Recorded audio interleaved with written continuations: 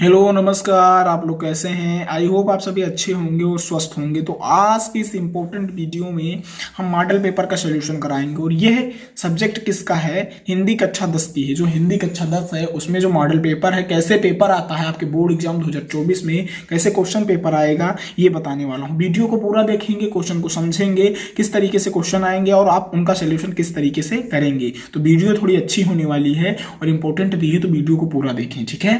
तो आइए हम देखते हैं कि जो मॉडल पेपर आता है और हमारा क्वेश्चन पेपर आएगा वो कैसे सेम होगा, ठीक है, एक जैसे ही होंगे। उसमें भी खंड आ और खंड बा होंगे, दो भाग होंगे। पहला खंडा जिसमें 20 एमसीक्यूज होंगे, उनका सोल्यूशन आपको OMR शीट पे करना होगा और बाकी सब्जेक्टिव होंगे जिनको आपको लिख कर आना है आपके बोर्ड एग्जाम 2024 के हिंदी के पेपर में, ठीक है बेटा।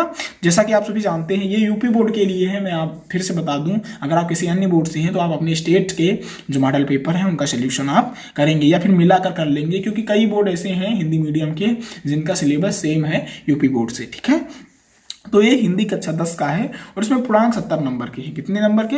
पूर्णांक 70 नंबर का है और समय आपको 3 घंटा 15 मिनट दिया रहेगा और निर्देश दिए रहेंगे।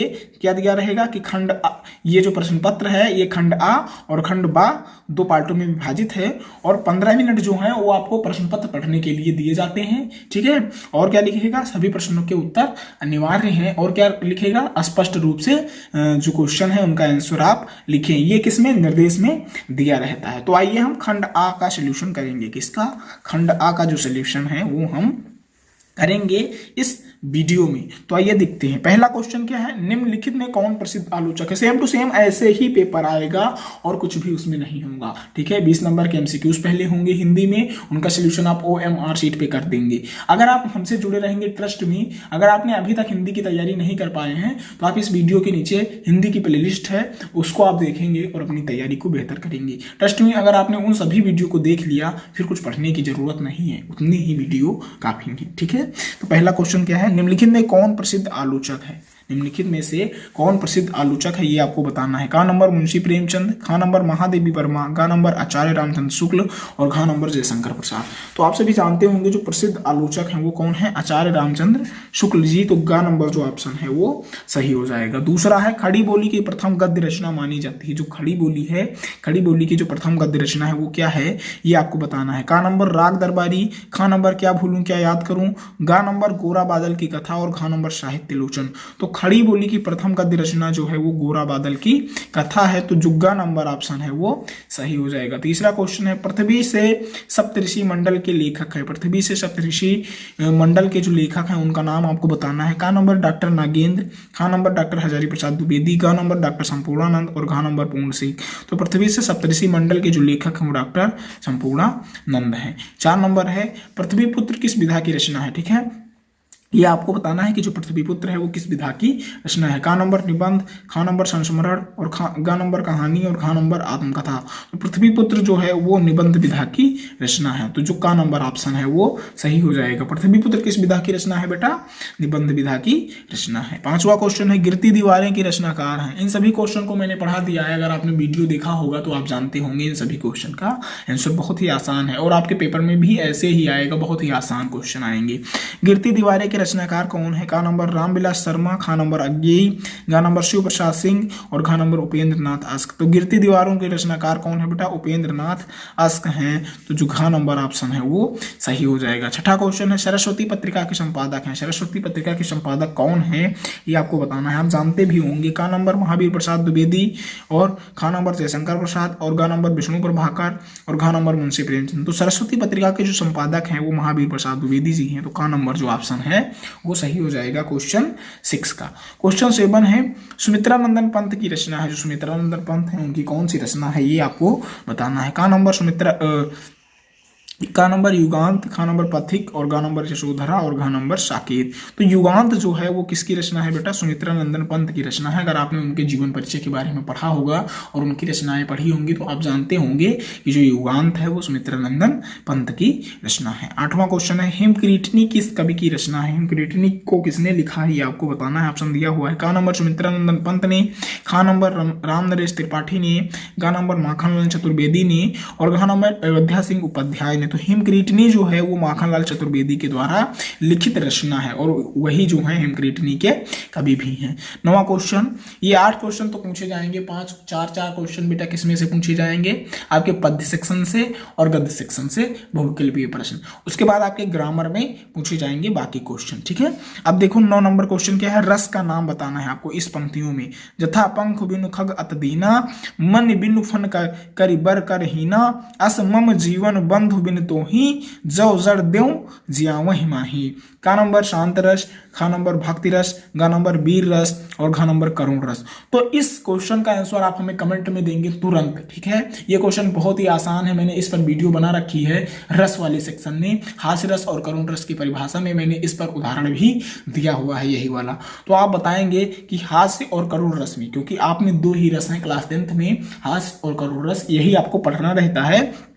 तो ये जो पद्यांश, ये जो चौपाई दी हुई है वो किस रस की है ये आप बताएंगे। शांत रस की है, भक्त रस की है, वीर रस की है या करुण रस की है। तो इसका आंसर आप कमेंट में देंगे, ठीक है। हमें 10वां क्वेश्चन है, मुख मयंक सम मंज मनोहर पंक्ति में कौन सा अलंकार है। का नंबर उपमा अलंकार, खा नंबर उभयालंकार, गा नंबर रूपक अलंकार और घा नंबर अनुप्रास अलंकार। मैंने क्या है अलंकार रस ये सब पढ़ा दिया है, अगर आपने पढ़ा होगा तो आप जानते होंगे कि जो मुख मयंक सम मंज मनोहर है वो उपमा अलंकार है। क्या है, उपमा अलंकार है। तो का नंबर जो ऑप्शन है वो सही हो जाएगा। अगला क्वेश्चन हम देखेंगे बेटा, अगला क्वेश्चन हम 11 नंबर देखेंगे। क्या देखेंगे, 11 नंबर। छंद शास्त्र में वर्ण होते हैं, कितने वर्ण होते हैं, छंद शास्त्र भी मैंने पढ़ा रखा है।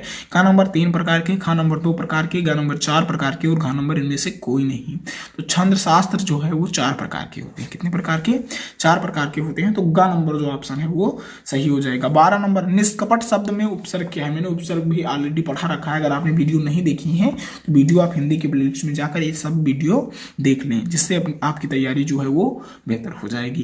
तो निष्कपट में शब्द में उपसर्ग कौन है। का नंबर निश, खा नंबर निश और गा नंबर निस और घा नंबर निस। तो ये जो निस है ये गा नंबर वाला ऑप्शन वो सही हो जाएगा, इसमें यही उपसर्ग है इसमें निष्कपट में, ठीक है।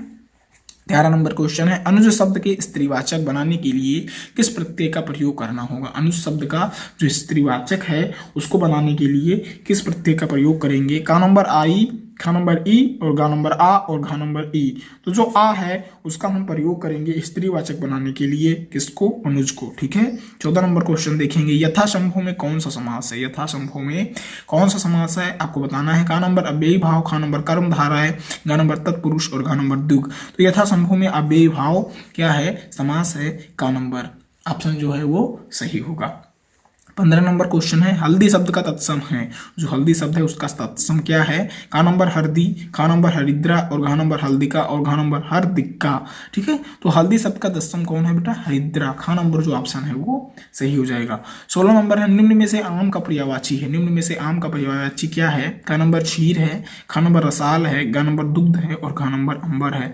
तो आम का पर्यायवाची जो है वो रसाल है। क्या है, रसाल है।